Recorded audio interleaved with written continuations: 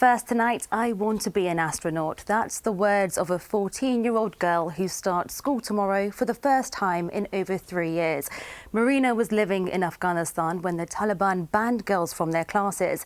She's now at a Leicestershire army base that's housing families who worked for the British government. Marina is part of a powerful art project that showcases what they've lost, but also their hopes and dreams for the future. Our social affairs correspondent Jeremy Ball has the story.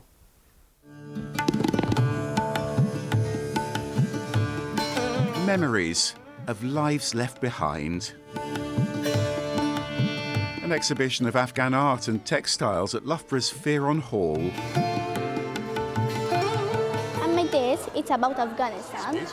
Marina's contribution, a plea for women to get their rights back. The Taliban said the girls not allowed to go to school. I'm so sad and I cried. It's so sad for everyone, not just to me, to everyone. It's so terrible. We all cried and say why the school is banned, and they say it's banned. The girls not allowed. They have to cook, they have to wash the clothes, and the girls not allowed to go to school. 15-year-old Masha arrived in Leicestershire 4 months ago. This is the traditional dress her mum packed when they fled Afghanistan. Masha spent over 2 years banned from school. I was in home, I learned English from YouTube, and now I want to serve and help the people of this country because I want to become a good dentist in this country. It was hard for me because I have a lot of goals. I can be a good dentist in Afghanistan, but in here I can. This is part of a string of activities helping families with links to the British military. Leicester City's running football sessions, and it's organised by Charnwood's Mental Health Service. They've all worked with the military, they've all seen distressing things. Many people have had known family members who have sadly died or been murdered, so we see a lot of PTSD. We imagine leaving our friends and families behind very quickly. We see people who are experiencing anxiety, stress from living somewhere different, having to adapt to a new way of life. This was the first thing Mariam packed, a treasured curtain made by her mother. And now they're using embroidery to make Leicestershire feel like home.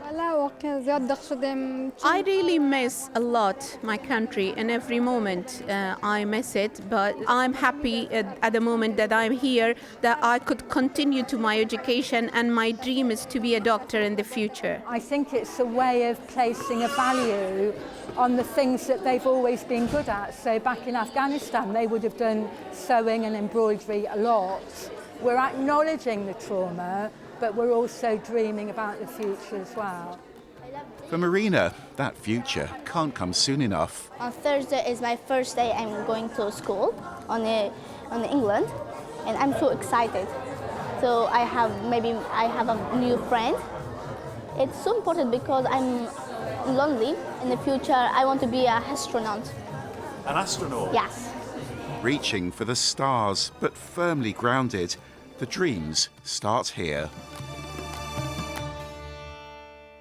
Well, Jeremy's here in the studio now. There are big hopes for Marina there. Why are these families in Leicestershire? Well, Monica, I mean, they're staying at a secure military base called Garrett's Hay, which is essentially a reception centre for Afghan families who are still being evacuated here over 3 years after the Taliban took over. Worth saying, this is nothing at all to do with the asylum system. These are families who are being moved here because of their links with the British mission, which put them at threat of reprisal. So we're talking about, you know, army interpreters, embassy staff, some soldiers as well. So really interesting. And why are they coming here now? Because what happened is a lot of families couldn't get onto evacuation flights and ended up getting stuck in Afghanistan. Some of them actually had to go into hiding, and as you can imagine, they couldn't get travel documents. What they've had to do is make their own way over to Pakistan. And what's happened is that the British government has processed their claims over there, which means that they've already got permission to settle here and work here before they get here to Leicestershire. What a journey.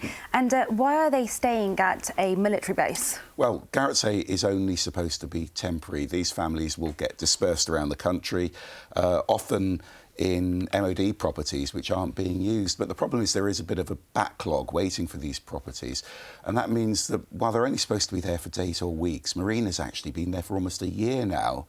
And this is one reason why a similar reception centre is now being opened at Beckingham near Newark.